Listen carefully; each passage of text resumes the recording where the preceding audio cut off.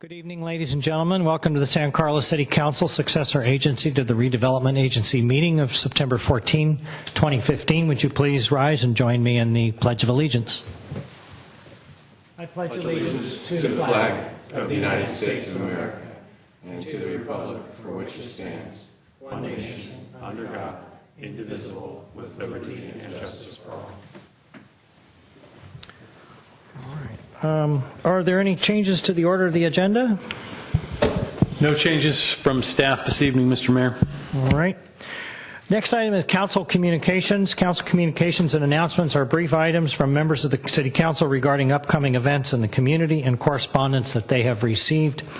They are also informational in nature and no action is taken on these items. There are also a report, by the way, of things that we've been up to between meetings, and since there's been 6 weeks between meetings, there may be a few extra items that members have to talk about. So let's, why don't we start with Mr. Grisilli?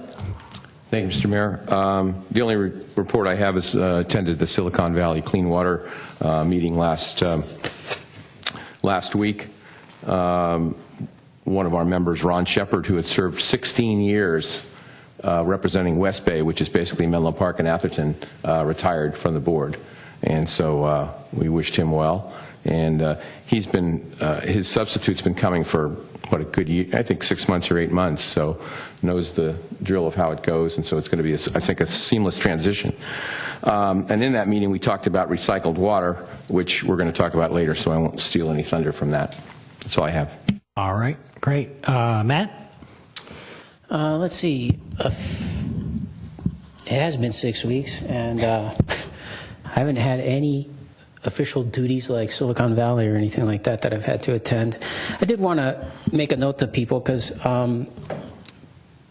you know, as the council knows and the staff and everything, everybody, I've been dealing with lymphoma since May.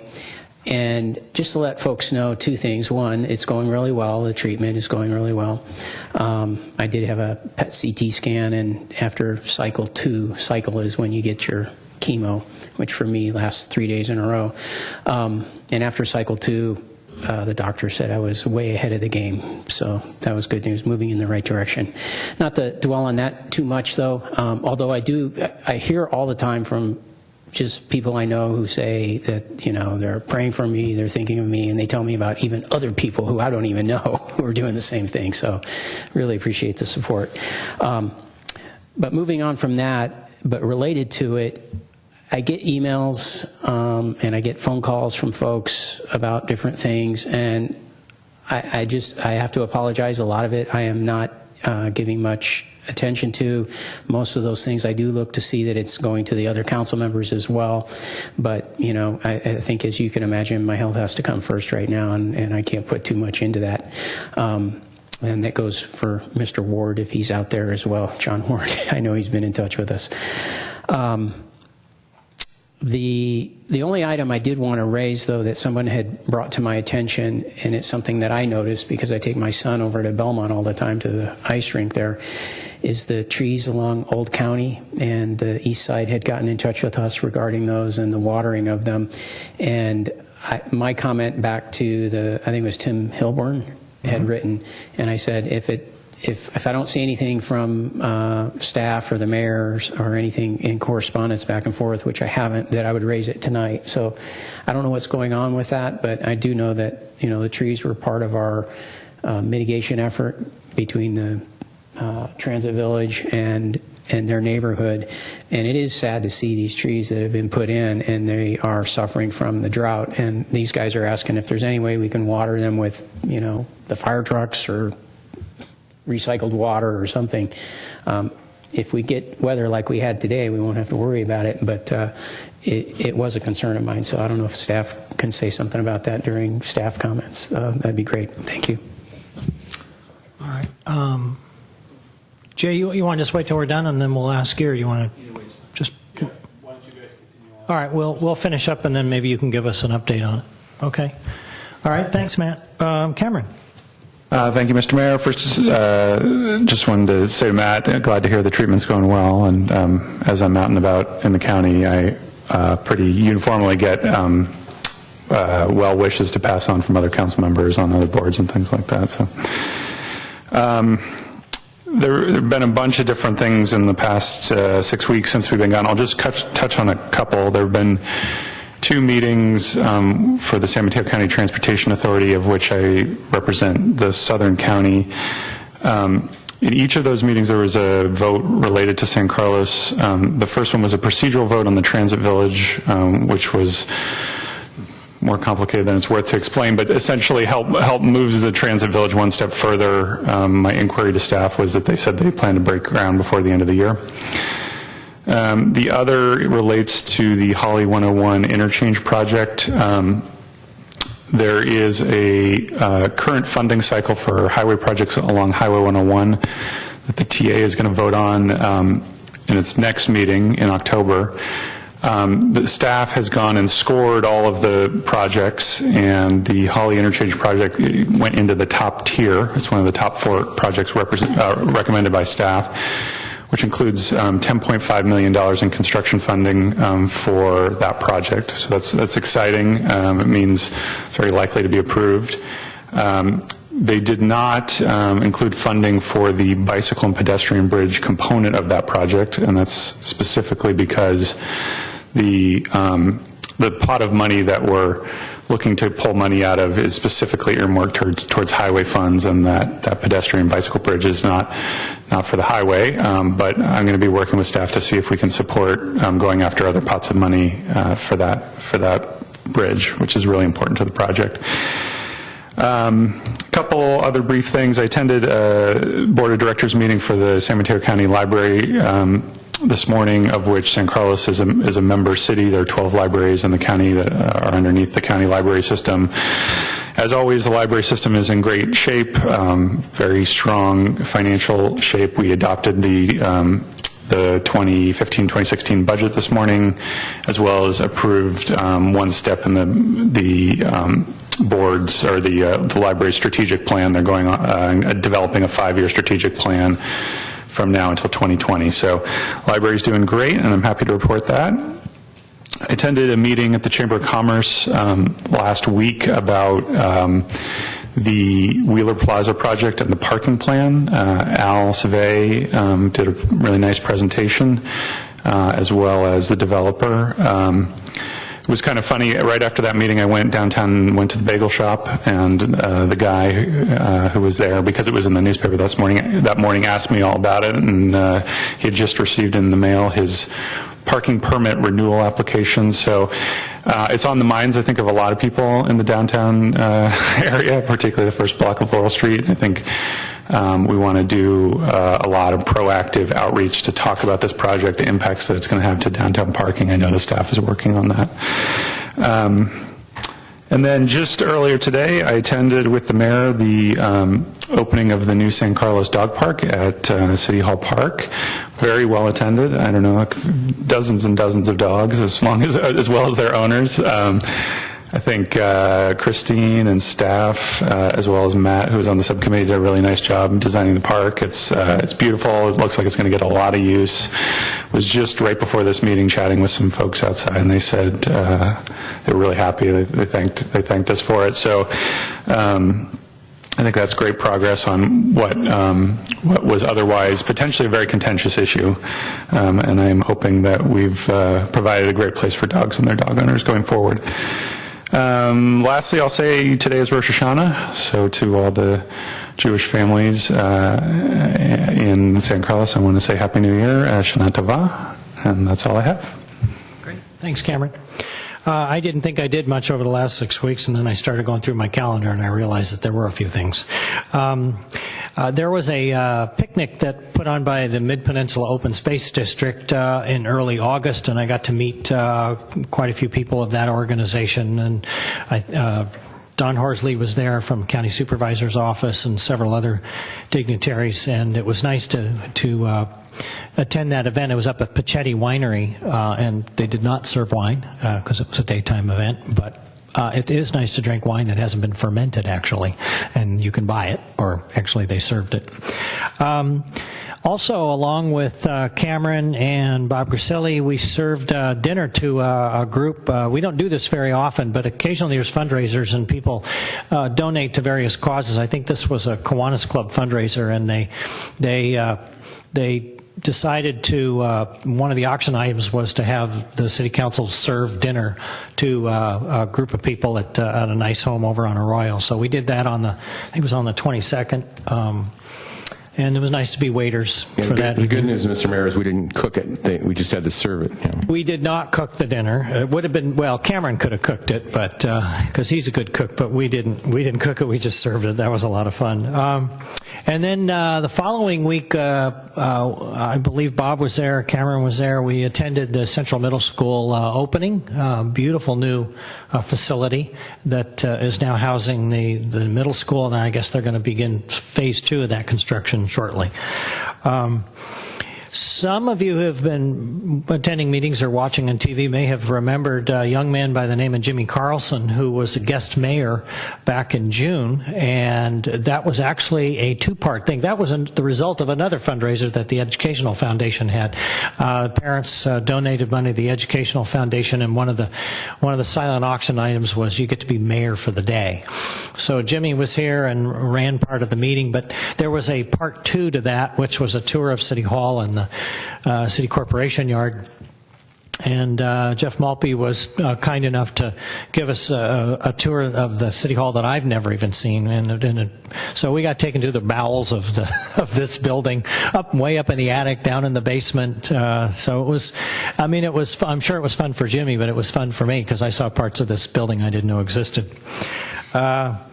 I did have a bit of official business. I sit on the Caltrain Electrification Task Force, and we had a meeting. We have meetings every other month, and we get updates on what's happening with Caltrain and the electrification process and high-speed rail.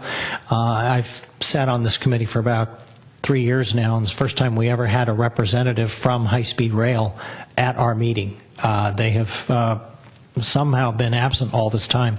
So we got an update on how that process is progressing, and also how it's going to integrate with Caltrain electrifying and new cars and that sort of thing. And they're different trains, different cars. It's going to be a challenge to integrate those two, but they are working on it. Let's see, last week I also attended a Art and Wine Fair preview. Some of you may know that the Chamber of Commerce hosted Art and Wine Fair is next month. It starts on the 9th. It's the 9th and the 10th of October, a Saturday and Sunday. And then, was it Friday? We had a delegation from China here.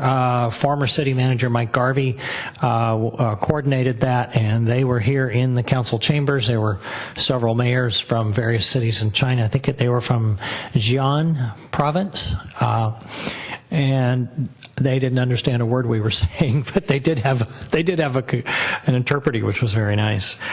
Cameron mentioned the dog park opening, and then finally. And Cameron was there also. I attended an ice cream social at the San Carlos History Museum on Saturday. They had some great different flavors of ice cream. It was a great opportunity for people to see what our very own San Carlos Museum is all about. And if you haven't been there, I encourage you to go. I think they're open every Saturday or one Saturday a month, I think. I should know this. My wife is a docent and works for them. But anyway, it's next to Station 13 on Laurel Street, and I encourage everyone to visit if you can. Okay, sorry to be so long-winded. A lot of things going on in the last 6 weeks. All right, so now that we've gone through that, we're going to move on to staff comments. Maybe, Jay, this would be a good time for you to, or Jeff, either one, to tell us about the what was it, the issue with... Trees on Old County. Trees on Old County Road. Thank I'm you. going to start with 2 other items, and then I'm going to let Jay speak to the tree issue. Great. A couple of things that I'd want to make the council and the public aware of. We met with PG&E and the CPUC last week, discussing line 147 and the testing of the 2 damaged segments of the line that were removed last spring after the damage occurred in the original attempt to pig the line. The test results have come back from the independent lab in Texas. They determined that, in fact, the pipe was damaged by one of the geometry tool robot pig things that they put through the line that somehow got out of control, sped up, and crashed into a elbow of the line, causing a big dent to occur. The testing lab confirmed that despite the dent, the metal, the material of the section of pipe maintained its integrity to between 6 and 9 times the MAOP, which would be the allowable inline pressure. Again, those sections have been removed. The CPUC is now reviewing all that information with the Safety and Enforcement Division, and they need to arrive at some sort of conclusion in the next 30 to 45 days and either come up with a new plan to test the line or operate the line in the future, or allow the pressure in the line to be raised from its 125 right now up to 330, which is the normal operating pressure allowed in the line, so that PG&E can do the testing again. Should the CPUC make that modification and allow for the testing to go forward, PG&E's plan is to do that testing in late October, early November. It'll take about 2 weeks. The line between now and then will remain at the very low 125 pressure. It would be raised up for the testing, and once the testing is complete, it would be lowered again until the results of that testing can be analyzed, which can take anywhere from 30 to 90 days. Assuming that the test shows that the line is safe to operate, PG&E would then begin to operate the line at its normal 330 pounds per square inch of gas. If the test shows that there are deficiencies in the line, they'd first obviously make any modifications or repair to the line before then raising the pressure back up to its normal operating. So that's where we're at with that process right now. Second update I wanted to give you, as I'm sure you're all aware, there are several very large fires burning in California right now. The Butte Fire and the Valley Fire in particular. And not only does our fire agency make mutual aid contributions to those large fires, but countywide, the entire system has made many contributions to these fires right now. We have a lot of personnel in the field working on these fires. In fact, I'm told that we're approaching a historic level in San Mateo County in terms of how many resources now that we've sent to these fires. We're sort of approaching our maximum level, and the state has had a need to even go beyond their pre-planning levels with county agencies and asking for more. That's how devastating some of these fires have been. I've let the fire chief know that we're prepared to do whatever we can to help, not only our fire personnel and the other fire personnel from around the county who are working on these fires, but also the communities that have been devastated throughout California. So, and then with that, we'll let Jay speak to the Old County Road tree issue. Mr. Mayor, members of council, Jay Walter, Public Works Director. As council is aware and the community is generally aware, the restrictions because of the drought on outdoor watering have really limited us to 2 days a week for the irrigation that we can do.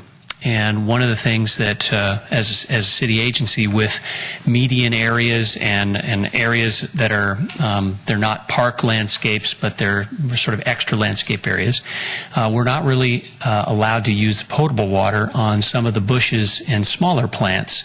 And so we've really had to dial back and reset our irrigation for those median areas, and in particular those areas along Old County Road where we have the bulb outs, to be able to just simply water the trees. So we are providing water through the irrigation to those trees.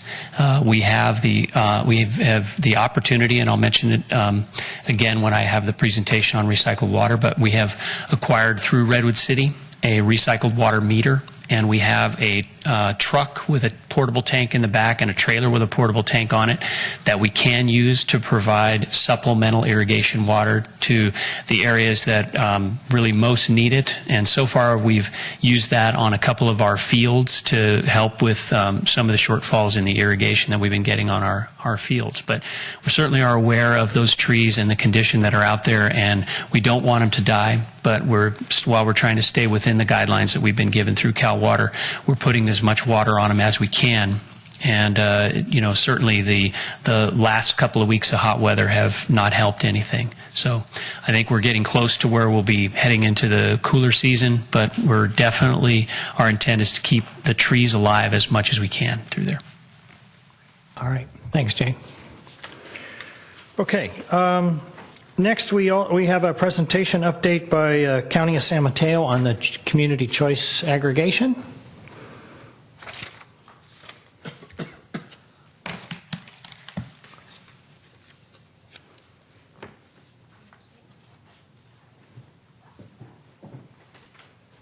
Thank you to your council for having me tonight. My name is Kirsten Pringle. I work for San Mateo County's Office of Sustainability. And I've been asked tonight to give a brief update to you guys about the county's community choice energy efforts. So really quickly, what is community choice energy? Allows communities to pool the electricity demand of their communities together to produce, purchase, and potentially develop power on their behalf. So what does this mean? Right now in San Carlos and in the County of San Mateo, PG&E purchases our energy, delivers and maintains the grid, and then delivers it to our house and bills us.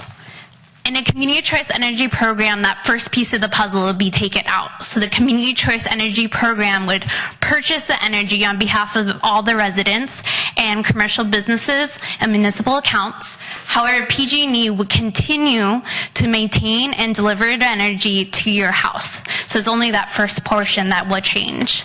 And the reason that the county is specifically really interested in this is that there's a lot of potential to purchase more green energy. So what we're really looking at is more clean power, more local control over our energy, and a choice where none currently exists. So if a community choice energy program were to start in San Mateo County, then all energy customers will get the choice whether they want to stay with PG&E or be part of the community choice energy program.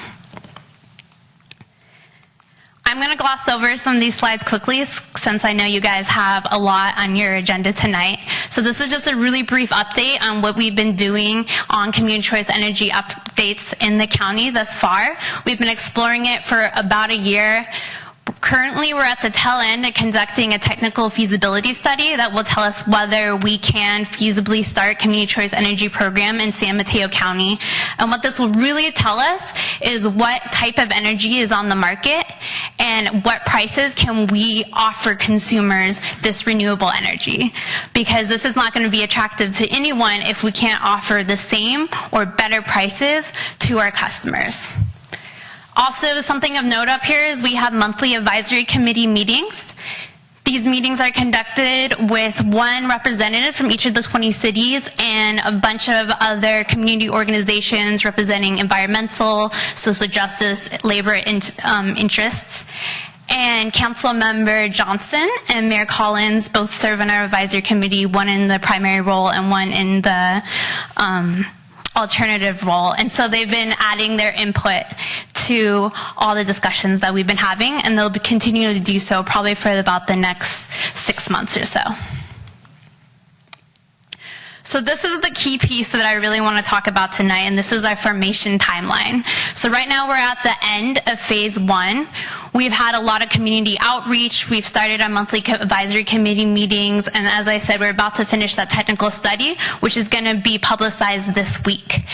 On September 24th is our next advisory committee meeting, which is next Thursday, and this is where we're going to have a really detailed discussion about what this study's shown and make the decision of whether or not to move forward. From this date, so when the advisory committee or advisory study is publicized until February, is when really the city's role comes in. So in order to start a community choice energy program in San Mateo County, we're going to need to start a new Joint Powers Authority, JPA. And any of the cities that are interested in joining the CCE are going to have to pass an ordinance. Our timeline for passing this ordinance as a founding member of Peninsula Clean Energy is February 28th, so the last day in February of 2016. So we're asking cities from about October all the way until February that if you want to be part of the CCE program, you will have to pass an ordinance.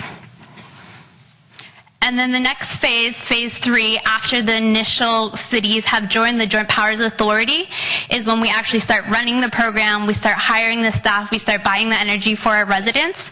So we could start serving San Mateo County or San Carlos residents as early as August of 2016 with this new renewable energy project.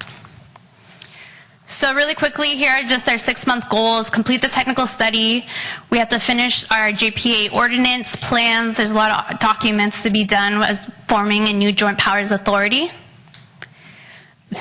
Something to note is that the county will be funding all the upfront costs for this project, so there'll be no cost to the city of San Carlos. We are asking the cities to schedule study sessions if you guys are interested in learning more, and also have some community meetings. And then we'll be prepping for phase 3 of implementation launch. And really quickly, key dates to the end of January, I just want to point out that we have multiple community meetings for anybody in the county that is interested. And these are being held on October 7th, one in Burlingame and one in Redwood City. And we'll also just added a date on October 24th, we'll be having a community meeting in Half Moon Bay. We'll be going to the County Board of Supervisors on October 6th for the first study session in the county on this effort. And they will be voting on November 2nd whether to start the Joint Powers Authority. And from then on, it's at the mercy of each of the city councils to determine whether they would like to join this program. So this is more information. The Office of Sustainability's website has ample resources on community choice energy and a schedule of all our public meetings. And once again, my name is Kirsten Pringle, and you can email me at any time, and I'm open to any questions you have. Thank you for having me. Great, thank you, Kristen. Any questions, Matt? Thank you for your presentation. One of the things I would be interested in, and I would throw this at our council members who are on the whatever the board is called, or Advisory board. Advisory board, Committee. is one of the things I can see here is, currently we all get our, as you noted, our power from PG&E directly, and they of course have their staff and their equipment and so forth. And while I can see the benefit of having another way of getting energy and looking at green energy resources, one of the other things I see here, you mentioned it, is the creation of a JPA, new staff, et cetera. And I'm just curious about the the cost benefits and the budget and just the overall picture here, because it looks to me like what we're doing is we're adding another layer of for lack of a better term, bureaucracy to run a program, which is going to increase the cost of energy, I would think, or unless it is offset somehow by, lower cost green energy. So I'd be really curious to see a report on that at some point that gives us, especially before we as a city make our choice, whether or not to participate fully in the program. I know we're investigating it now, and we have people on that board. But I think that's an important thing to look at is the additional cost with government costs and staff and so forth. So if we could get something on that pretty soon, that'd be great. Okay. And maybe I'll just add a couple comments and thank Kristen for your presentation. So this program was enabled by state legislation that was passed in 2002, and the model that we're using in San Mateo County is based on what's been done in Marin County and Sonoma County so far. In those cases, yeah, there is a trade-off, and they have created JPAs that I think have somewhere between 10 to 20 staff people. But what they have been able to show in these two programs is that they can provide greener power at actually a cheaper cost relative to what PG&E is charging. And the key thing to remember about this for the public and for the council is that this is an opt-out program.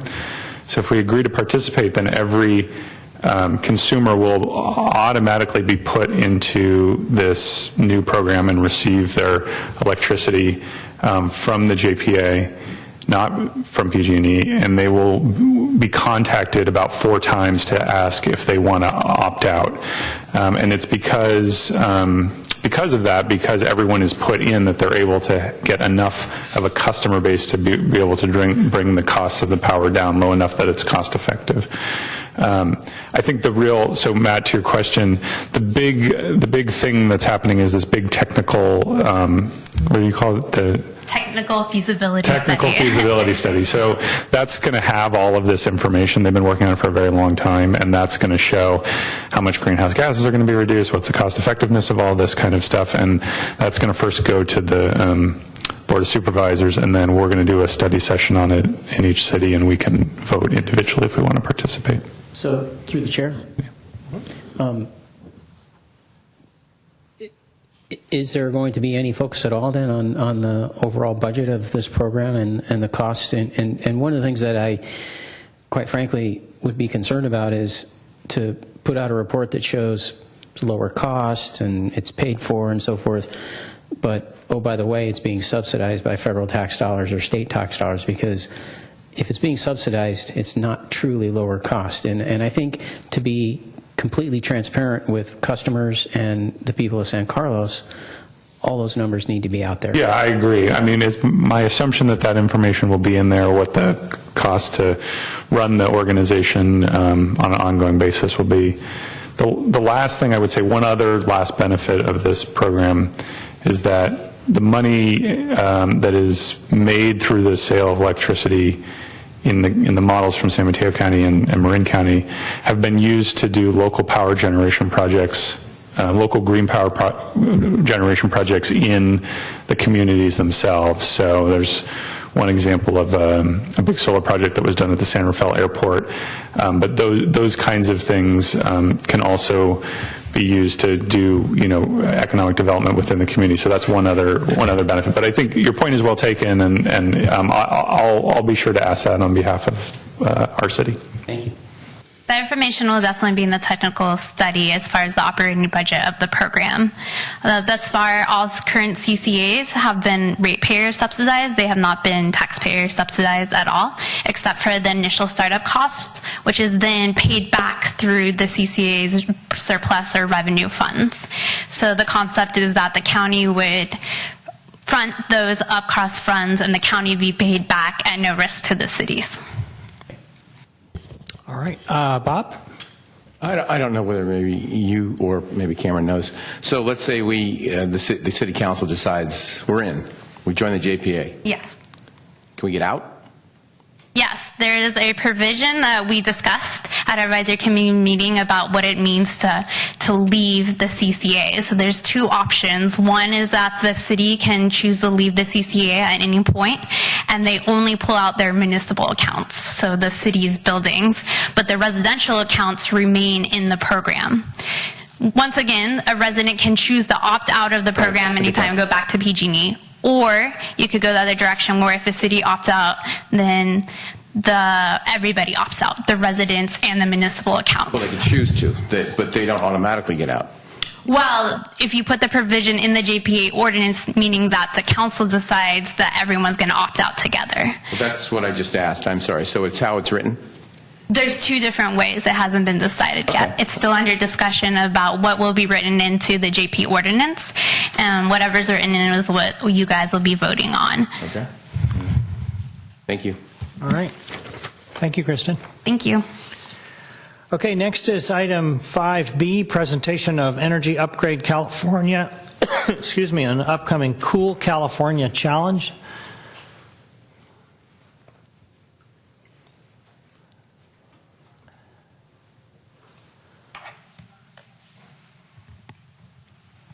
Hi. Hi. Good evening, council members, Mayor Collins. My name is Tabitha Willman. I am with the California Air Resources Board, and I'm here also representing Energy Upgrade California. I want to thank Tara Peterson of your staff for inviting me to come present to you all today. I am here to kick off our Cool California Challenge and also welcome the City of San Carlos as an official participant in this year's challenge. We are very excited to have your city join us this year. Just to give you a little background on what the Cool California Challenge is, it is a statewide competition amongst cities, and we have a few goals. Essentially, it's to reduce energy, water, and vehicle travel, but it's really also to help the cities that are participating reach out to their communities and engage the community in sustainable action, and primarily reducing their carbon footprint. The Cool California Challenge was launched back in 2012 through actually a research project by the California Air Resources Board and UC Berkeley. We had the research project the first year, and then we decided the program went so well that we wanted to expand it into an ongoing outreach program. So we held it for the second time in 2014, and we partnered with Energy Upgrade California. They sponsored $100,000 in prize money that goes to the cities, and I'll tell you a little bit about that.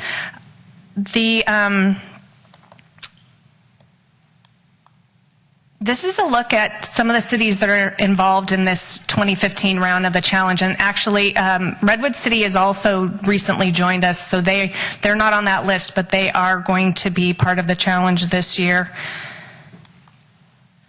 And so really, the way that the community participates is they go online and they sign up an account and they track their energy and their water use and their natural gas, and they log it in, and there are several ways to earn points, and essentially the points are then rolled up to the cities. So each of the cities work to engage their communities and get folks to sign up.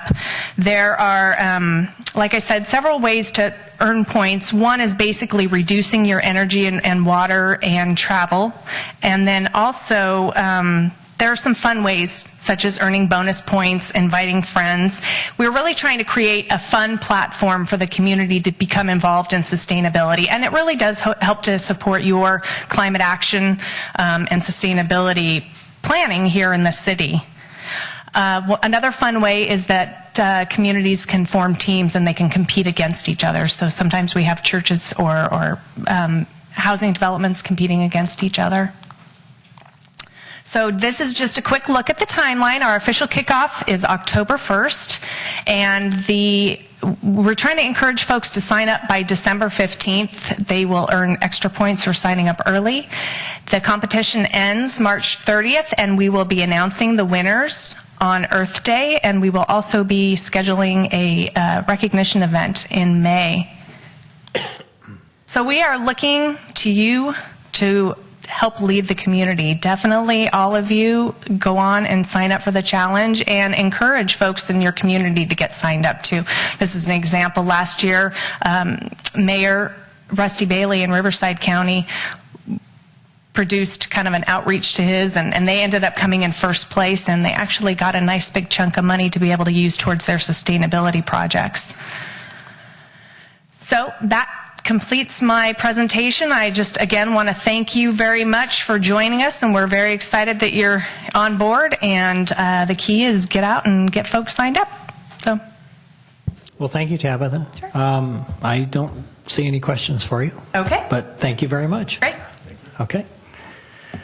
All right, next is presentation of a proclamation declaring a commitment to no human trafficking in the Bay Area, and I think Chief Rothus is here. Good evening, Mayor Collins, members of City Council, Greg Rothus, Police Chief. I'm here to introduce you to an initiative and the gentleman responsible for coordinating that initiative in San Mateo County. Many of you have seen high-profile incidents of human trafficking, maybe even in some television shows lately. But we really have that in this county as well, and we're working to combat that. We've had incidents even in this county. The issues of human trafficking, whether it's through sexual exploitation, indentured servitude, these are things that have been occurring, hideous in nature, and unfortunately they're occurring here in this county. The County Board of Supervisors used Measure A funds to hire a coordinator to help us combat this in San Mateo County, and they selected a gentleman, Mike Brosnan.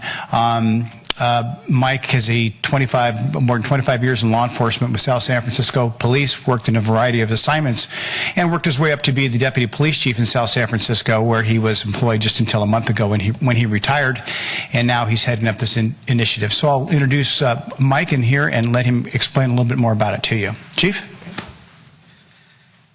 Good evening, Mayor Collins, members of council.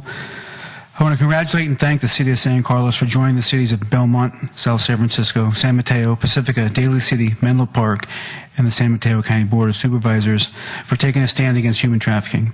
This pre-Super Bowl proclamation highlights the positive relationships between the City of San Carlos and its business community. I also want to thank and recognize Captain Greg Rothus. He's a leader in this growing area, and he's committed to progress. As far as training, your professionals from the hotel and hospitality industry have been invited to a training event that's scheduled for Friday, November 6th, and that training is specifically how this topic, human trafficking, is being impacted by the tourism trade. That training is going to be held at the South San Francisco Conference Center. And it's a morning event, 8 to noon. So once again, I want to thank the City of San Carlos for your leadership, and thank you for allowing me to participate tonight.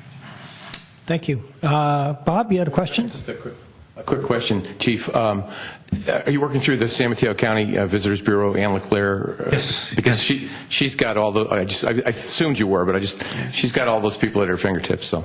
I met with Ann last Monday at 9 a.m. and by 11:30, this snowball had occurred from her email. So yes, she is amazing. I figured you did, but I know Ann, she's great, and I'm glad she's involved. Thank you. Actually, every chamber CEO has been contacted in terms of this training.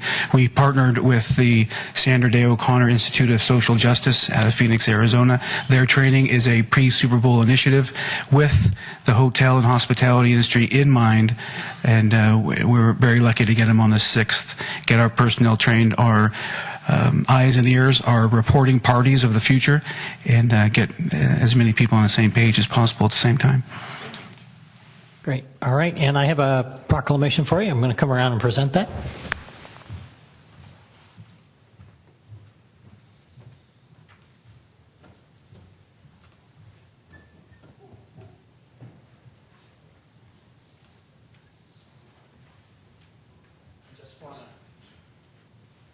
Want to let you know that this is an issue that is present in every county in the country, or excuse me, in every country in the world, and it's something that we really don't think about. It's one of those hidden crimes, and it's something that you don't even think about it, but it exists every day, and it's something that's unspeakable. It's also unspoken. It's about time we shined a light on it, and I want to thank you for your efforts and present you with this proclamation that just says a commitment to no human trafficking in the Bay Area, and I appreciate all of your efforts, and you too, Captain Rothus.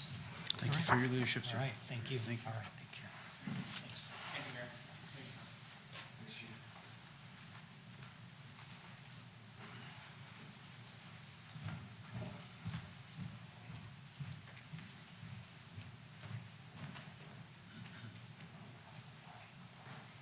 Okay, we are on now to public comment. Persons wishing to address the City Council on matters not on the posted agenda may do so at this time. Each speaker is limited to 2 minutes. If an item you are speaking on is not listed on the agenda, please be advised that the City Council may only briefly respond to statements made or questions posed as allowed under the Brown Act. The City Council's general policy is to refer items to staff for attention or have the matter placed on a future council agenda for more comprehensive action and a formal public discussion and input at that time. I do have 2 speaker cards. The first is Mara Violante.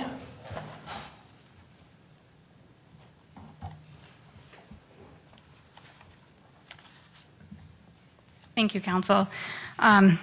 Some of my comments I feel are kind of trivial compared to human trafficking and sustainable energy, but I've been a homeowner in San Carlos since 2007, and I've been a good homeowner, a quiet homeowner, haven't bothered you.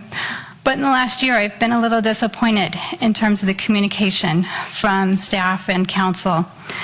A year ago, we had our sewer back up into our home, and I asked for some help and was told we would get it fixed in November, then in December, and now the latest is you're the first to be built in September, and we're now midway through September, so I'm looking for an answer as to when our sewer will be repaired. It is a city issue, and it affects both myself and my neighbors. Second, we got a letter stating that we could no longer park in front of our home, and we had 4 days to respond. That was really quick action, I think, on the city to enforce a no parking policy in front of our home without giving us further notice. We immediately wrote to everyone and said, what's happening? We've lived here for 7 years. No one's complained, and now one complaint, and we can't park in front of our home. We still don't have a response to that, and I'd like to know, not tonight obviously, but where the council is going with this. That depreciates our value of our home, and what I wanted to point out was that it's the traffic on Alameda that causes us to park on the street because we can't pull out of our driveways because of the speeding traffic. And so I'm also asking the city to look into the situation on Alameda. There's not a stop sign between Eaton and Britton. Traffic flies through the area, and if you've ever walked or tried to cross that street in the middle of the day, morning, noon, or night, it's difficult. And finally, just purely communication with the residents would be appreciated. My husband did hear from the mayor. I heard from Mark, but I heard from no one else in response to our emails. And just a simple thank you for your email would have been nice to hear from the city council. So I know that's trivial based on some of these things, but as a homeowner invested in this community, it would be appreciated. Thank you. Thank you, Mara. Jeff, maybe we could have somebody respond to this on the sewer thing and the no parking thing. I don't know that anybody's in touch with her. Are you prepared to respond? I can address each. Sure. Okay. Mr. Mayor, members of the City Council, Jay Walter, Public Works Director. We are aware of the issues that Ms. Violante has addressed to the Council tonight. As it relates to the sewer backup issue, the sewer lateral was cleaned and the roots removed and placed into a condition where it certainly serves the residents now just fine. It is on the first task order for our upcoming sewer project, which we have just recently awarded. So it took some time for us to do that, but we do those projects on an annual basis. So that sewer lateral will be taken care of. There's no question about that. That project is ready to get underway. As it relates to the no parking notice, we did send a notice to a couple of properties right at the corner of Hilltop and Alameda because we had a concern about visibility from that intersection to traffic on Alameda so that people could pull out from that intersection. And so we did send the notice. We informed the property owners that we were considering the removal of the parking, and we asked them to contact us if they had objections to that, and they did. And so we're now reevaluating that situation as to whether we need to remove that parking space. And we've also been working with the Sheriff's Office to collect some speed data on Alameda and to come up with what we think may be an acceptable solution there. And so we've been working on that for the last several months. So I will go back to our staff. We'll communicate back to the Violantes, but it is something that we didn't plan to just overrun the homeowner on this. We did ask them for their feedback. They gave it to us, and so we're reconsidering that direction that we had planned to go. So at this point in time, I think those issues are ones which we're looking into, and I think we'll have a satisfactory response to them in the very near future. Just one quick clarification. So currently, you can park. Right. It's a single parking space in between their driveway and the neighbor's driveway, which we had considered removing or painting red so that the visibility going kind of looking south towards Alameda, onto Alameda, could be improved for vehicles approaching. And what's the next step on that, did you say? Well, what we've been looking at is whether we could potentially move the limit line for the stop bar on Hilltop a little further out from where it currently is so that vehicles could actually be a little closer to the we'll call it the travel lane on Alameda to be able to see down the street. And that's just, that's another aspect of the traffic engineering review that we're doing. Okay, thanks. Jay, does the speed study take into consideration the possibility of a stop sign, or is it just to gauge the speed and whether or not the speed limit is adequate?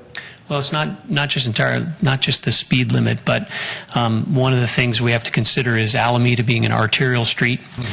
We have to be very selective as to where we would be putting stop signs, and so one of the considerations for traffic for the side streets along Alameda is if we can provide them the safe sight distance to be able to see to make their turns into and out of their streets, then we won't put a stop sign on Alameda. The main point for Alameda is arterial traffic as it relates to the city's circulation system. And if we have the heavy traffic from side streets, those are usually the first places that we would be considering stop control or something else on Alameda. So in this case, we're going to look for ways that we can try to ease the ability for folks to get into and out of that, but recognizing that Alameda is an arterial street and a main connector between the city and Redwood City. All right. Bob? Excuse me, Jay. So the lateral at the address works. That's correct. So what do you have to do now? What's the next step? I guess I'm confused. If the lateral works, what's the issue? It works, but it's in a condition where roots will regrow into the pipe. It's obviously broken, and so the video indicates that it needs to be replaced, and that's part of the city's program. So we'll be replacing that lateral. Okay, but it's safe now. Nothing backs up or nothing. Right. The roots were cut out of the lateral. It was made serviceable, and we believe that 6 to 8 month time frame would be fine for the project to come around and replace the lateral. City maintenance crews have that on their list, so we would respond to that if we had another issue with it. But we think it's in reasonable shape now, waiting for a replacement. And it would probably be in September, October. It's going to be replaced, or That's right. Should be within a month. Okay, thank you. All right, so just a temporary fix then is what the cleaning and the root removal was a temporary fix, and we put them on the list for the project that we do each year when we replace laterals and mains. Okay. Okay. Great. Thank you. All right, next speaker is Annette, is it Caves? Caves. I was trying to get too fancy there with the pronunciation. Come on up, Annette. Mayor, City Council, thank you for having me. I have something entirely lighthearted to suggest. If you look at any intersection that has a street light in San Carlos, there is a big gray utility box. And there's a number of cities around the country and around the world that have taken the opportunity to put public art on these utility boxes. And I gave you each different examples of the art that I found on the online. And I just like the city to consider adopting this program as well. Redwood City has a beautiful template that we could duplicate, I think, with very little effort. Boston also has a great template online, and there's a number of these templates available. Basically, the city designates the boxes that are available to be painted. Artists submit proposals.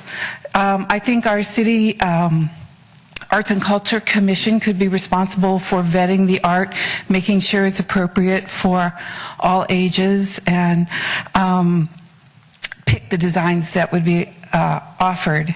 Typically, the artist is paid. Redwood City pays $500 per box in anticipation that the art will be there for 10 years. My estimated cost, I made a little map of San Carlos and put dots where I thought all the traffic lights were. I came up with 25 traffic lights and therefore 25 utility boxes. So the cost would be $12,500 for these boxes. But amortized over 10 years, I think the cost would be $1,250 with some additional staff time, which I don't know how to calculate. And typically the art is spray painted with a clear coat by city workers to preserve the art. So I would just like to suggest the city look into this, and if there's anything I can do to facilitate the process, I'd like to volunteer my time, because I think it'd give us an opportunity to showcase local artists and to beautify our city. Thank you. Okay, thank you. Mr. Mayor? Yeah. If I could just add a comment that I really like this idea a lot. I personally think we need some more public art in San Carlos. I think the little public art that we have, people really appreciate it. We're always looking for ways to create. I think people also think San Carlos is kind of an interesting, idiosyncratic place, and I want to try and preserve that. So I don't know if my colleagues would agree, if there are a couple others who would want to, but I'd love to see us move forward with this. Well, I'd certainly like to look at it and see what the difference is. Again, the devil's always in the details, but I think it's not a bad idea at all. Yeah. I left a couple of websites for you, but Redwood City has a very comprehensive list, including the legal issues. The art would become property of the city, so if you needed to move the utility box or something like that, it's your prerogative. But Boston has a great website, and so I think we can basically borrow from what they've already done and not reinvent the wheel. Okay. Yeah, this kind of reminds me of the bicentennial project we had back in the 70s when we were coming up on the bicentennial, and everybody was painting fire hydrants all up and down the peninsula. Sorry, Cameron, that was before you were born. But it was beautiful the way it was done. I have noticed the one on the utility box there at Whipple and Veterans in Redwood City, and I wondered where that came from. So, yeah, I guess what the next thing we ought to do is maybe get a little inquiry into it, maybe some investigation and a report, and see where it goes from there. I would suggest if the council's interested, this is something we could refer to the History, Arts, and Culture Commission and ask them to take a look at it and report back to council. Okay, that'd be great. All right, thank you. Okay, we are now moving on to the consent calendar. Consent calendar items are considered to be routine and will be enacted by one motion. There will be no separate discussion on these items unless members of the council, staff, or public request specific items to be removed for separate action. So I would entertain a motion. Mr. Mayor, make a motion to approve consent calendar items A through O. I second. All right. Move and second to approve items A through O. Yvette? Agency Councilmember Grisilli? Yes. Agency Councilmember Grocott? Yes. Agency Member Johnson? Yes. Agency Councilmember Olbert? Not present. Not present. Chair Mayor Collins? Yes. Thank you. Through the chair, do we have new names now, new titles? Why is it agency and not council? Because of the one item there. Because of the one item? I'm just curious. Just want to make sure I understand. Do we need to read any of these ordinances? Is there any ordinance in here we need to read? No. Craig? No ordinances. Okay, thanks. For the record, we'll just clarify that you were voting on the city items as council members and the agency item as agency. All of a sudden I got a new title and I went, wow. We don't have to read all the minutes? No. Sorry, Bob, no increase in pay. Okay, on to new business. This is the item 8A, consideration of authorizing the mayor to sign a letter from the City of San Carlos to Redwood City and Silicon Valley Clean Water requesting that those agencies consider making recycled water available to San Carlos residents. Jay.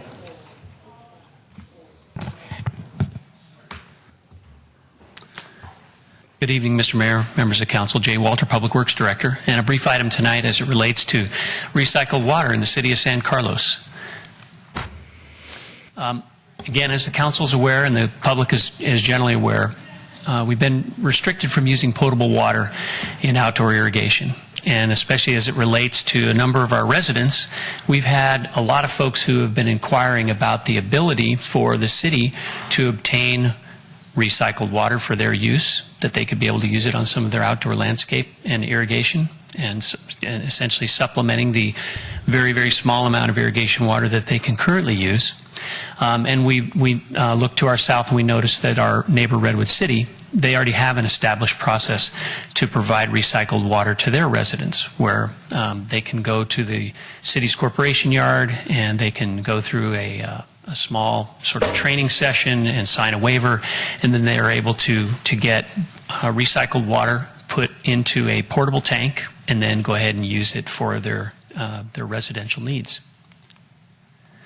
We also, as city staff, have an account with Redwood City. And the picture on the lower left is one which kind of shows a meter attached to a hydrant. That's essentially what we have the ability to do as a city, to attach to any of the Redwood City recycled water hydrants that are located in different parts of town, and fill the portable tanks that we have and use that water, and then we're charged based on the metered amount that we use. It's not available to anybody else except commercial users that can also get that meter from Redwood City. Construction companies have that as well, but it's not available to residents at this point in time.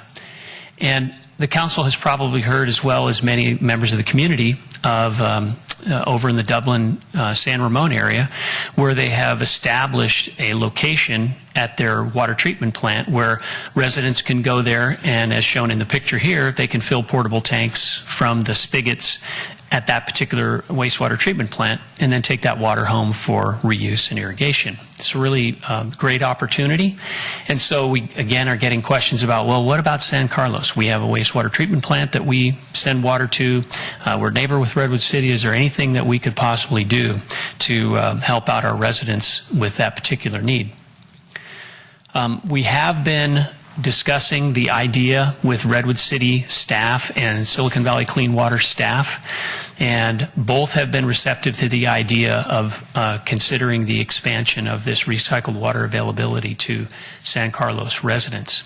And as Councilmember Grisilli mentioned at the Silicon Valley Clean Water meeting last week, essentially the discussion was about how could this happen, in particular out at the plant itself. And so staff was directed there to investigate the idea, do a quick feasibility study of how the plant might be configured so that residents could come out and begin to fill tanks, portable tanks, like the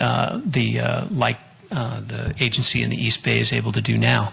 And so they're going to look into that. It's not something that can happen immediately simply because there's infrastructure that has to be constructed, extended, and or made available.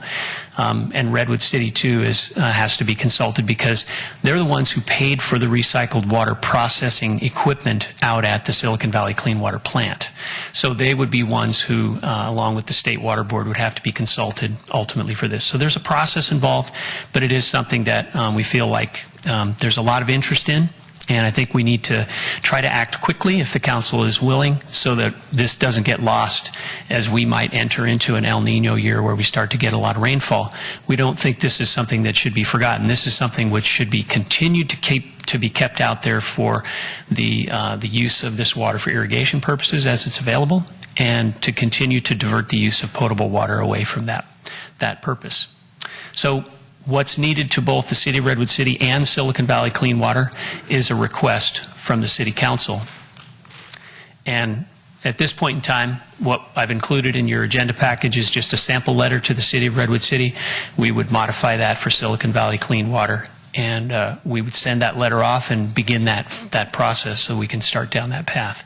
So essentially, that's what we need from you tonight. Any comments or feedback on the letter or the idea in general, and then we'll follow up and let council know how this is going and where we are in the process. So with that, I'll take any questions you might have. All right. Well, I don't see anybody's light on. I just have one question. How's it working in Redwood City, for example? I notice they have those purple pipes and stuff. Is it? Right. So right now, residents of Redwood City can go. They can go down to their corporation yard, and they can sign up. Essentially, they've got to show evidence that they're a resident. They go through a short training, which basically outlines the proper uses of this recycled water and really what it can't be used for. It can't be used for any kind of a purpose inside the house, anything like that that potable water might be used for, but it can be used for outdoor irrigation, and that's really where what they're getting it for. And then they go through, they basically sign a waiver that they understand that, and then they can go ahead and fill their portable tanks from a large tank that's there in Redwood City. And Redwood City's had very, very heavy use of this, and they have to regularly refill their tank so that they can provide that water. So it's been a very popular program as it relates to Redwood City's experience. And there's no charge to the residents? They just have to bring their own tank? And that's right. There's no charge to the residents of Redwood City at this point in time. Just curious, how close is the recycled water to being drinkable? Or there have not been any studies on that? I'm just no. There have been. Generally, the recycled water gets through a third stage of treatment, so it's called a tertiary treatment, and so it is literally just about ready. So potable water goes through a treatment process and then a disinfection process, and then it's put into the line. So it's really, in my mind, very, very close to being able to be reused as potable water. But what has kind of been the barrier to that has been the whole idea of toilet to tap. The implication that, wow, we're drinking water from the toilet. Well, that's not appealing to anybody. But there are a number of agencies around the state that have their recycled or their treated wastewater that gets put back into groundwater resources or reservoirs that then becomes their potable water supply. Okay. Matt?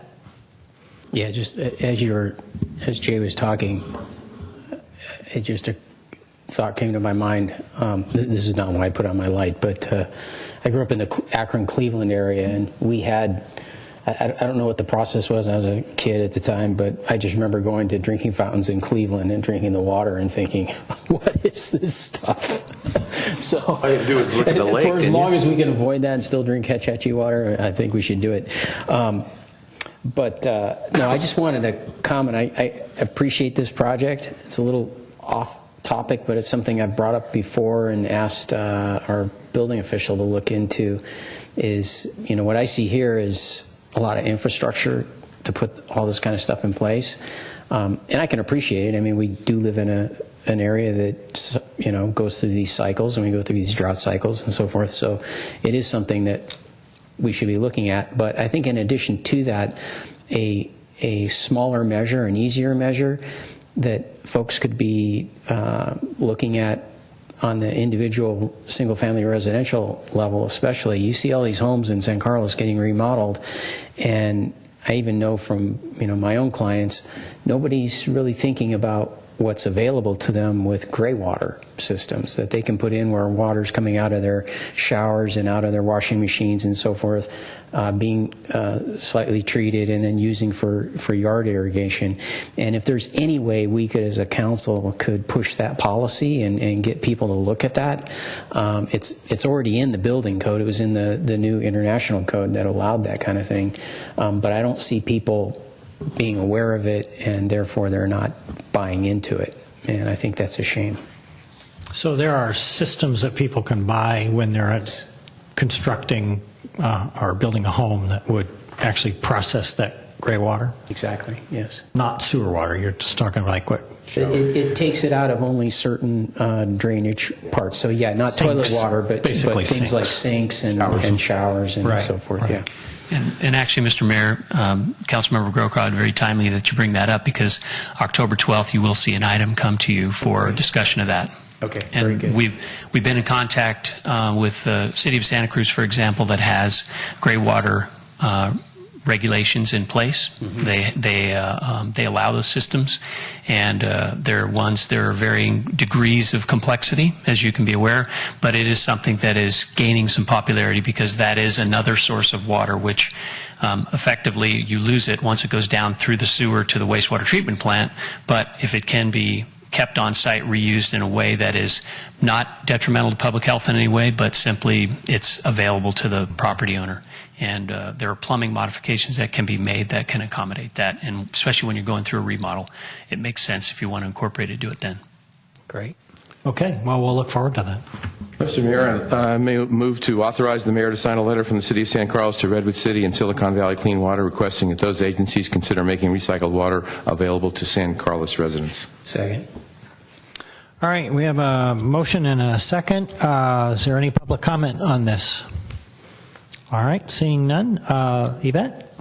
Councilmember Grisilli? Yes. Councilmember Grocott? Yes. Councilmember Johnson? Yes. Councilmember Olbert, not present. Mayor Collins? Yes. All right, thank you. All right, moving on to item 8B, consideration of adopting a resolution appropriating $460,000 from the General Capital Fund account 0025 to the San Carlos Adult Community Center Renovations Project C9322 and authorizing the expenditure of additional work by change order. You're a busy guy tonight, Jay. Mr. Mayor, members of City Council, again, Jay Walter, Public Works Director, here with you for this item tonight. As you're aware, we have actively embarked on our Adult Community Center renovations project, and we're at a stage right now where we're probably about 45 to 50% into the project. And so tonight, I wanted to bring to you some information on the project itself and some of the challenges that we're facing, and a request for council to consider.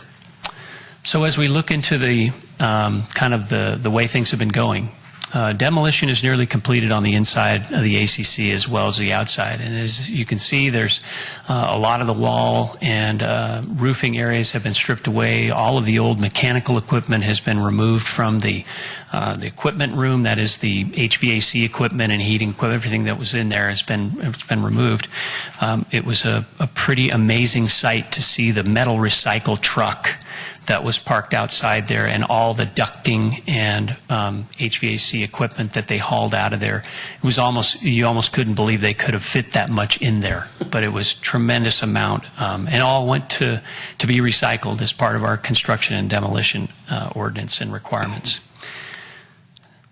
The other thing that we found as part of the project, out on the patio, we removed the vegetation that was along the wall, which unfortunately had been harbor to a lot of rodents. So we've removed a source. We found rodents in the roof of the building, in the attic area, and so we removed that source, which was really good. And we found that the wall that was between the two properties there was basically rotted and ready to fall over. So we had to replace the fence, and we had all along planned to remove the patio. And as part of that, we had some other improvements on the outside. So if you're able to look in kind of over the fence from the back, you can see some of the demolition work that's gone on. This has been part of the project and part of what we had intended to improve. Inside again, we've essentially just about completed the electrical rough-in. So there are a lot of new fixtures and electrical boxes and conduit and other kinds of things that have been placed to help improve and upgrade the lighting that was originally intended with the project. As council's aware, a couple of months ago we came to you with the PG&E Turnkey Energy Efficiency Project, and the ACC project was kind of already on a track, but this will be a facility that will have some really good energy efficient features once we're all done. And so opening everything all up and being able to put in the wiring for these more efficient lights and better lighting and that kind of thing is kind of where we're at with the project right now.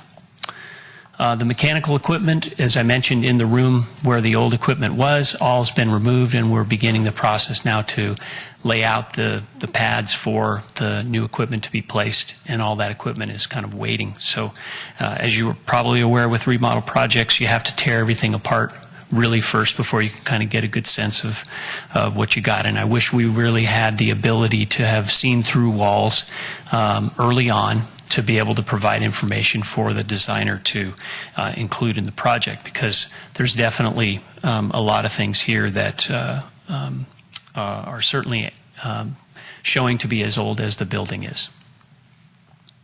So part of the problem that we're facing tonight is with giving you an update is that we've got some issues with the project budget, and we need to bring those to your attention and look for some ways that we can try to kind of get over that.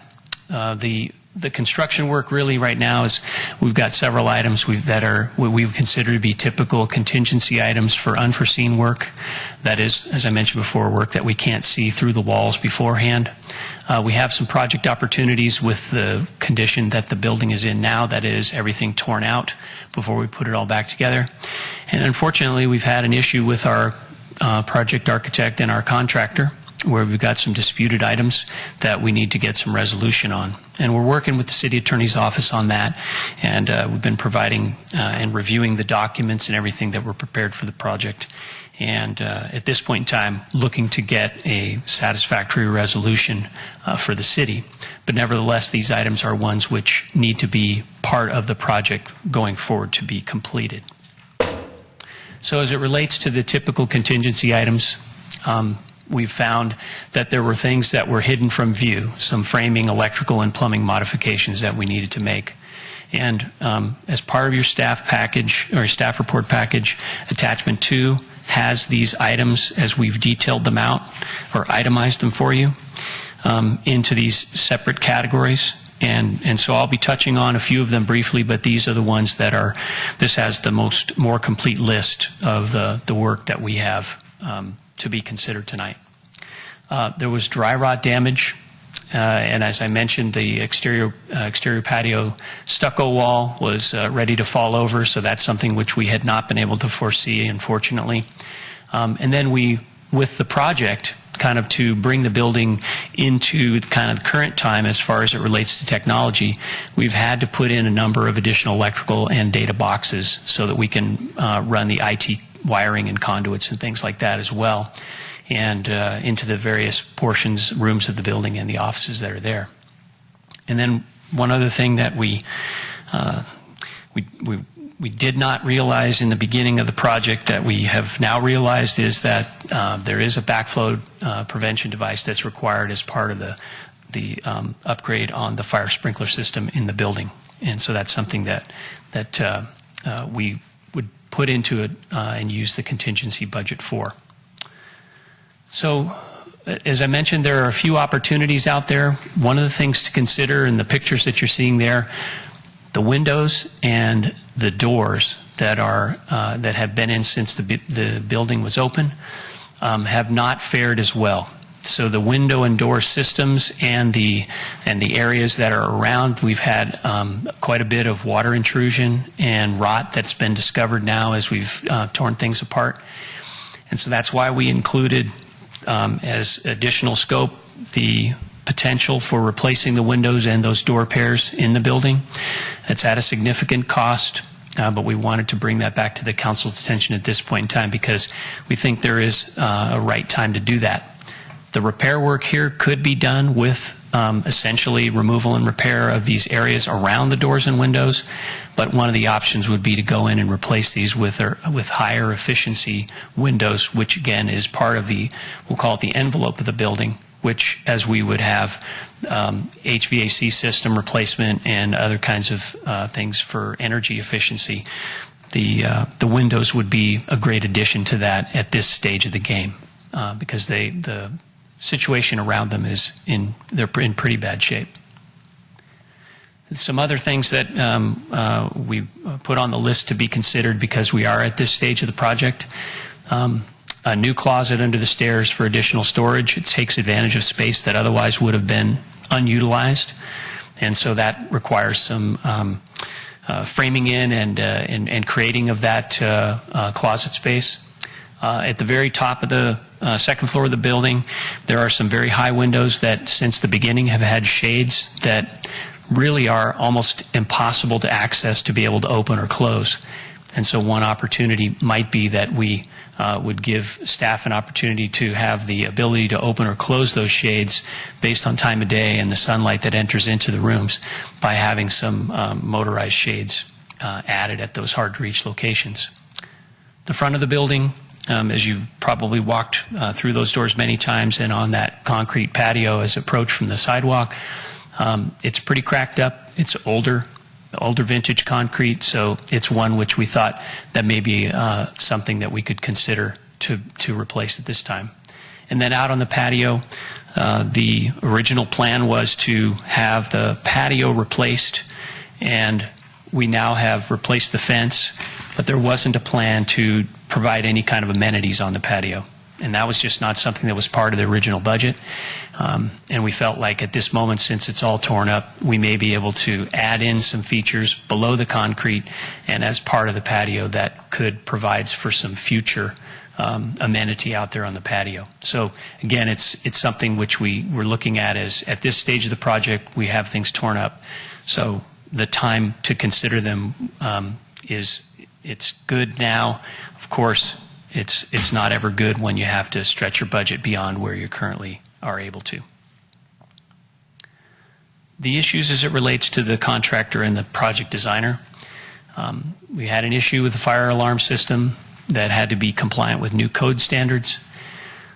There's a confusion over the floor, the replacement floor in the main area downstairs that, according to the contractor, the documents weren't clear on whose responsibility that was and whether that was supposed to be a bid item or not. We have not yet worked that out, but we know we need the floor. That's the important point. We have to have the floor replaced because it's the old tile there it's no longer there. And then on the mechanical side of things, there was a couple of issues that were discovered during the submittal phase. The biggest of which is that a larger roof opening is needed for the venting of the new equipment that's coming in. So we're in the process of trying to work through these issues with the contractor and the designer to help the city get the best project that we can and assign responsibility to where it belongs. So we feel like we have a good case in this, and we're working with the city attorney's office on these things right now to try to get a final resolution. But again, as the project moves forward now, if we have to make these accommodations, now's the right time to do it. And I realize there's a number of things on here that we didn't have, say, better oversight of the architect as he was preparing his plans for bid, and that's not something that I'm happy to bring back to you. But I truly believe that we do want to end up with the best building that we can out of this. And so that's why we've got this large number of things that we want to have you consider. As far as funding goes, as indicated on the attachment 2 sheet, the budget for these improvements that we're recommending to you is about $460,000. What that also includes is $55,000, which would sort of restock the contingency balance going forward just in case there were any other things that we found. We believe we're at the end of those unforeseen and unknown items, so that money wouldn't be spent if it didn't need to be, but that's, just so you know, that's part of this. So the 460 is that, including that contingency amount. The fund where this money would come from, if the council chooses to provide it, is from the General Capital Fund 25 with a current balance of $1.1 million. And according to our finance folks, we expect that amount to increase over the next 9 months to about $2.6 million. So it's we have the money. Not to say that it's wow, you should just always spend the money on what I recommend that you do, but at this point in time, I guess we're fortunate enough to have some balance in that account to be able to make the choice that we might spend the money on that. As far as the schedule goes, current project is set to finish at the end of January. If you include the items that we've recommended, the one that impacts the schedule is the new doors and windows, and that's because of the process by which they have to be measured and then procured, and we would be in a position where a project would finish 1 month later. So we'd be finished in February of 2016. We've talked to our planning staff, who are the project managers on the Wheeler Plaza project, and at this moment in time, we have they've confirmed that if the temporary senior center had to be there for an additional month, that would not impact the Wheeler Plaza project or the schedule of the work that they're proposing to do. So we could safely have them be there if that was the case. So next steps would be to incorporate any or all of the additional scope according to what you guys would like us to do and what you would approve. And then we'll revise the schedule, and we'll give you another project update in a couple of months. And then we'll continue to work with the city attorney and his office on the resolution of these disputed items, because that is an important element of this, and we definitely want to make sure that we're getting the best for the city's dollar that's spent on the project and not letting these items go. So with that, I'll be open to questions if you have them. And Christine is here, and our project manager for the project is here as well. So if there's something that I don't have a clue about, I'll certainly rely on their expertise. All right. Thanks, Jay. Cameron? Thanks, Jay. This feels to me like a pretty significant mistake, is my point of view on it. It sounds like we didn't have very good oversight of the architect. Maybe we didn't pick the right firms because we're not happy with them now. We didn't understand, we didn't choose the right contingency. I think that mistakes happen, and particularly in construction. But I think we have a responsibility as a public agency and as the enforcer of kind of building and construction regulations in the city of San Carlos to set a good example.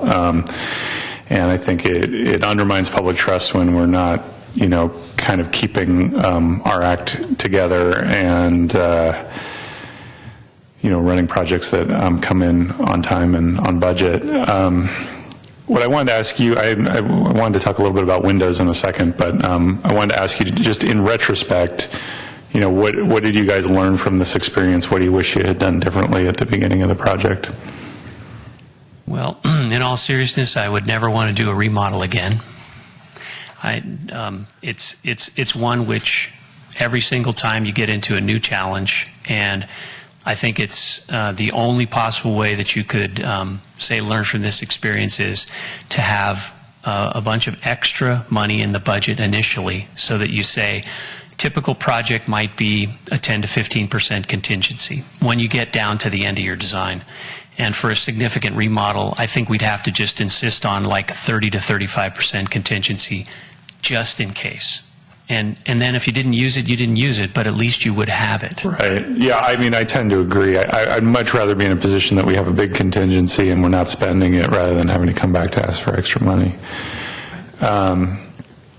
And these firms that we have, it sounds like we're getting the attorneys involved. Are these folks that have worked with the city in the past? Or are we going to work with them again in the future? The contractor worked with us on the first floor remodel, so I think we have a pretty good working relationship with him.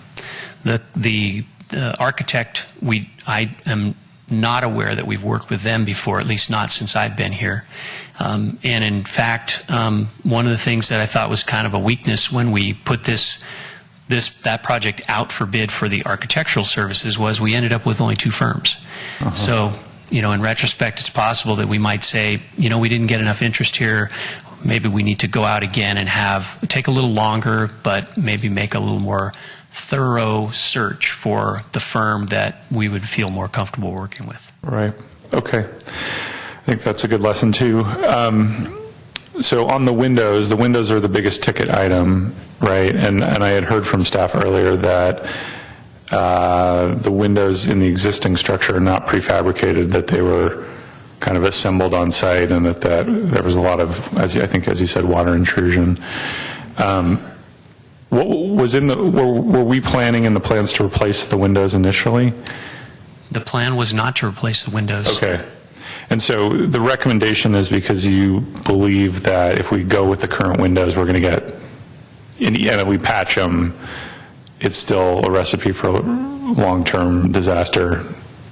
Essentially what we end up with is probably another 25 years of service life before we'll continue to see the same type of thing again. I think no matter how you say fix and repair the area around the windows themselves, because they're not built to a more current standard for window systems, you'll still see potential water intrusion. You'll still see the wearing and the weathering away of the caulking and the sealing and other kind of things like that. Right.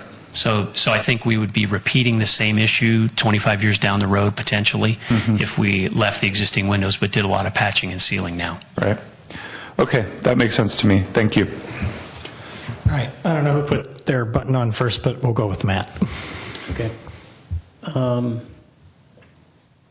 first question I have, Jay, is just I'm trying to make sense of the numbers, and from the executive summary, the staff report cover page, I'm just adding up the 189.5, the 325, and then the 55,000 where you're trying to put back the contingency, adding all that together, and then subtracting out this 104, which I guess is what was left in the contingency fund. Well, the 104 is actually what we had considered to be typical contingency. So if you look at that attachment 2, it gives a little more logical sort of a... okay, so the details in attachment 2. That's right. Which I didn't dig into. Right, and so I just want to make sure we come up with the, if we approve 460, right. I'm coming up with 465, 2 1/4. I don't want you to end up being short from what you need to ask for, so that's all. Okay, but yeah, so that attachment 2 has the numbers that we need. And you're comfortable with the 460? Yes. Yeah. I would presume on the windows also that, and it's just, I make this comment for the council members as well, as if we're installing AC now, which the building didn't have before, or it had a smaller unit. It's going to be more efficient units. More efficient. Yeah, and that when you're cooling a building and you got heat outside and you got cooling inside and you have a window that's not dual glaze sealed and all that, you're just going to get condensation and you're going to destroy that wood stop and everything. That's what's happened. So I think the move to put in new windows is a good idea. I would agree with you that we probably made a mistake in rushing on the architect, because that's something that, as a professional that just touring through the building, sending their staff through the building, they should have picked up on that kind of thing, and perhaps some of these other items. But that said, not to beat up on the architect too much, what's difficult is there's a lot of architects out there that like to do new buildings. There's very few architects out there, architectural firms, or there are fewer architectural firms that like to do remodels in the commercial industry. In my industry, in residential, they're all over the place. But when you get into commercial work and then you add to it the level of dealing with a government agency, the people, the firms that want to bid on those kind of projects are, it gets pretty thin. And I think that's probably what we're facing here. Consequently, I feel like staff did a good job on this. Some of these things are unforeseen, and this is such an old building. It really doesn't surprise me that we're running into this. We ran into the same thing when we tried to do this building, and we ended up having to do the railing out there because we didn't realize we were going to have to do some ADA upgrades and other things. You just get into the weeds sometimes, and it's unfortunate, but I think overall, if we can afford it and put this together and do it right and have a good project, we'll all be happy in the end. So, my view. All right. Bob? Yeah, I look at it sort of a little bit like Matt does too, looking at the big dollars, but you had a contingency to start off with of $213,000. So I take the contingency items of 104, and that's going to happen. That's why you have a contingency. Okay, so that's out of the mix for me.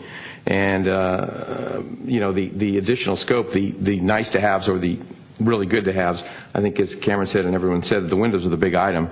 In theory, you could say, you know what, you don't need a coffee station, don't need an additional new closet on the stairwell. You could pick at this if you wanted to and knock it down a little bit. The 190,000 on the oversights, I think, is the big number there. Plus quite honestly, as Matt indicated, when you walk through, you'd think, maybe we should have checked the windows to see if they were going to work or not.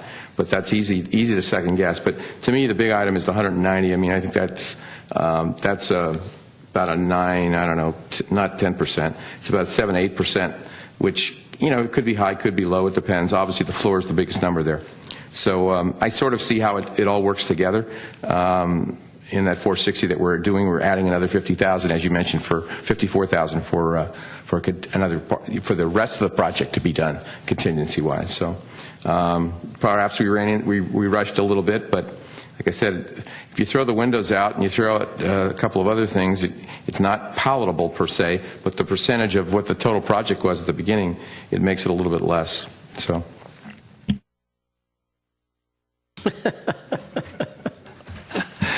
Okay. A couple questions, Jay. Are you pretty confident that all the damage and whatnot has been exposed and discovered by now? You don't think there's any more surprises down the road? Short answer, yes. I think it's all been discovered. And if you'd been keeping track of the size of the big dumpsters that are out there in front of that center and how many times they've been filled and removed, like I said before, you would be absolutely amazed that that building could have held that much stuff. But that, yes, I think we have really gotten to the bottom of the unforeseen, unknown issues now that we have that place just completely ripped apart on the inside.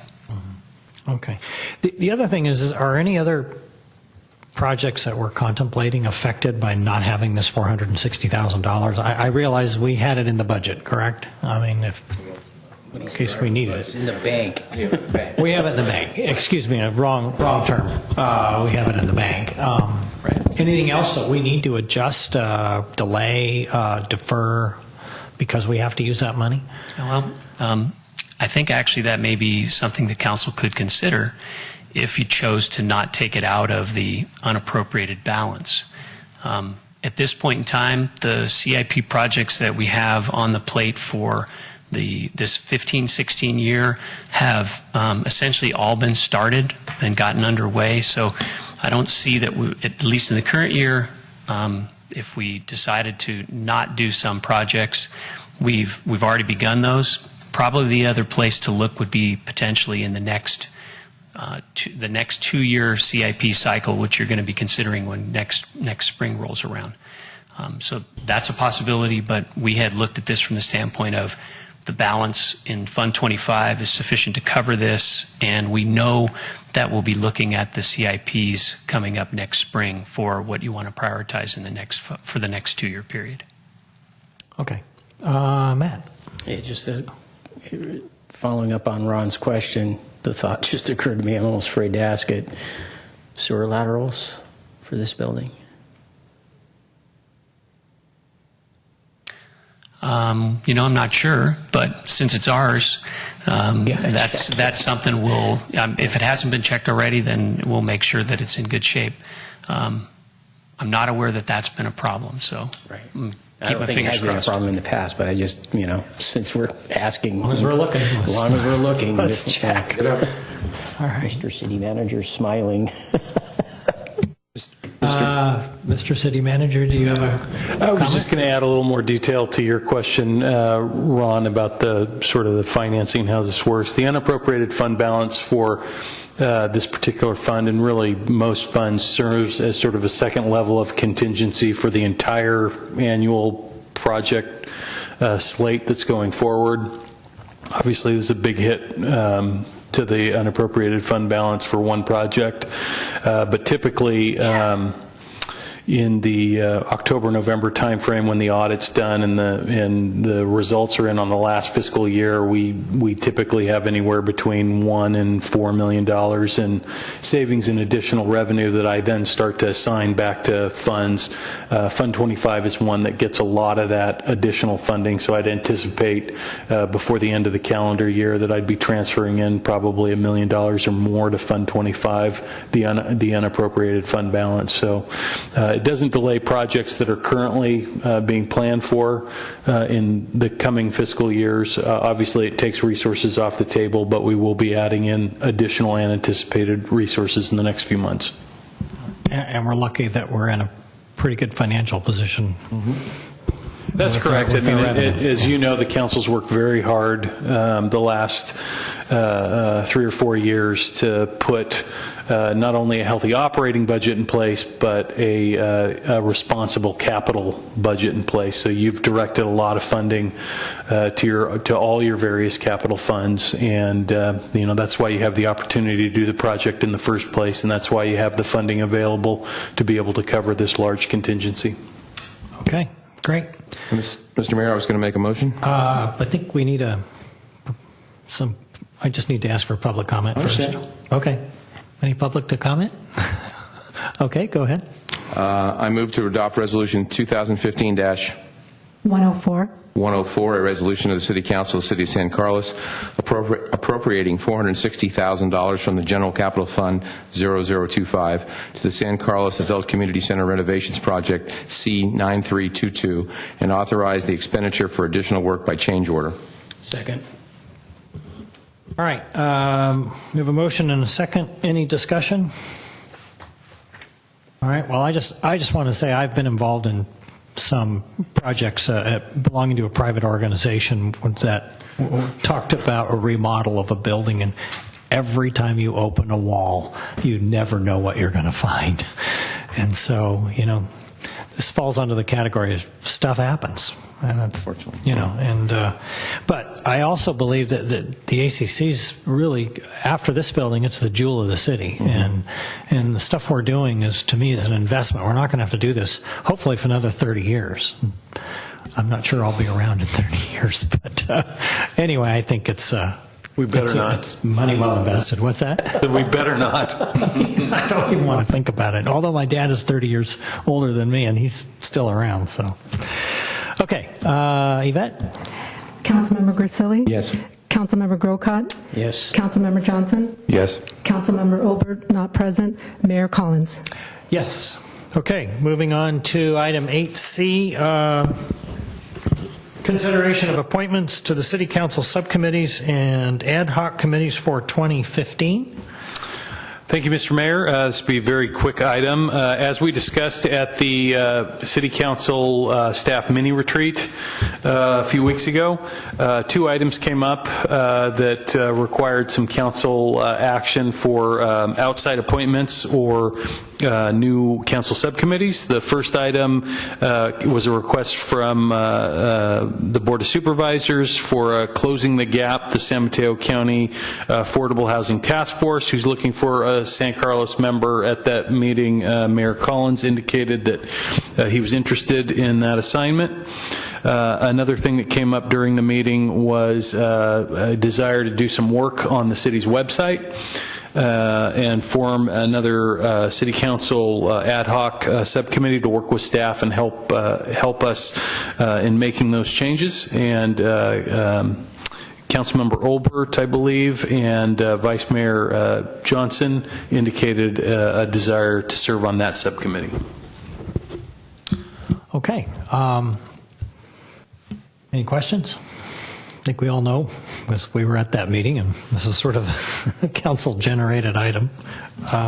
I'd just like to say to my fellow council members that this Affordable Housing Task Force is a long time coming. It's way overdue, but I think everybody's sort of been collectively immobilized since the loss of redevelopment, and that was really the engine that drove affordable housing, or part of the engine that drove it. And it's nice to see that the county's sort of taking the lead. And since I've been involved in HART and other housing issues, I appreciate the opportunity to be on that committee.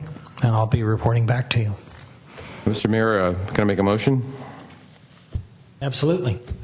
I move to appoint Ron Collins as the City Council representative to Closing the Gap, the San Mateo County Affordable Housing Task Force, Closing the Gap Task Force, and Mark Olbert and Cameron Johnson as the 2 representatives to the city's ad hoc website subcommittee, because I couldn't possibly do that. I second. Okay. Beat you to it. Move in second. Any discussion? Yvette, please call the roll. Councilmember Grisilli? Yes. Councilmember Grocott? Yes. Councilmember Johnson? Yes. Councilmember Olbert, not present. Mayor Collins? Yes. And with that, we're adjourned. Yay.